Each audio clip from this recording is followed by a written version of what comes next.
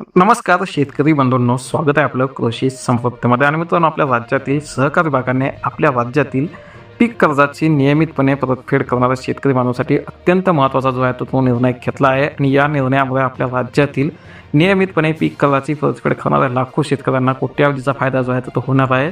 आणि तो फायदा आपल्या शेतकरी बांधवांच्या डायरेक्ट म्हणजेच की बचत खात्यामध्ये जो आहे तो येणार आहे.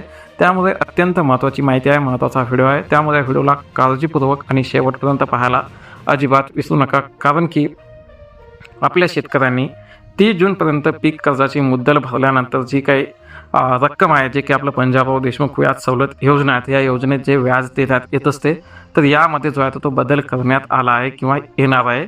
आणि यामध्ये आता जे काही शेतकऱ्यांकडील पीक कर्जावरील व्याजाची वसुली आहे, तर ही वसुली केल्यानंतर जे आपलं राज्य आहे किंवा केंद्र सरकार आहे यांच्याकडचं जे काही अनुदान आहे, तर हे अनुदान मंजूर झाल्यावर आता संबंधित शेतकऱ्यांच्या कर्ज खात्यात नाही तर बचत खात्यामध्ये व्याजाची रक्कम जमा करण्याची तयारी सहकार विभागाने सुरू केली आहे. आणि या संदर्भात आपण आजच्या व्हिडिओच्या माध्यमातून संपूर्ण आणि सविस्तर माहिती जी आहे तर ती पाहणार आहोत. परंतु मित्रांनो, त्या अगोदर जर आपण आपल्या चॅनलवर नवीन असाल तर ताबडतोब आपल्या हक्काच्या चॅनलला सबस्क्राईब करायला मात्र अजिबात विसरू नका. खास करून जर तुम्ही कर्जदार, थकबाकीदार किंवा कर्जमाफीच्या प्रतीक्षेमध्ये असाल तर ताबडतोब आत्ताच्या आत्ता कुठलाही विचार न करता चॅनलला नक्की सबस्क्राईब करा. तर एक महत्त्वाची अपडेट आपण पाहत आहोत की केंद्र सरकारकडून देण्यात येणाऱ्या व्याज सवलतीसाठी जे आपलं किसान ऋण पोर्टल आहे, तर या पोर्टलची मदत घेतली जात आहे.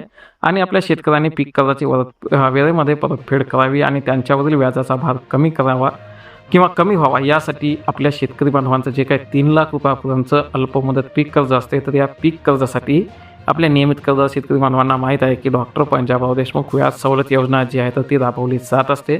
आणि मित्रांनो, या योजनेअंतर्गत 365 म्हणजे जे आपलं कर्ज घेतलं आहे, त्या कर्ज घेतल्यापासून 365 दिवसाच्या आत किंवा 30 जूनपूर्वी अल्पमुदत पीक कर्जाची संपूर्ण परतफेड केल्यास शेतकऱ्याला 3% व्याज सवलत जी आहे तर दिली जात असते.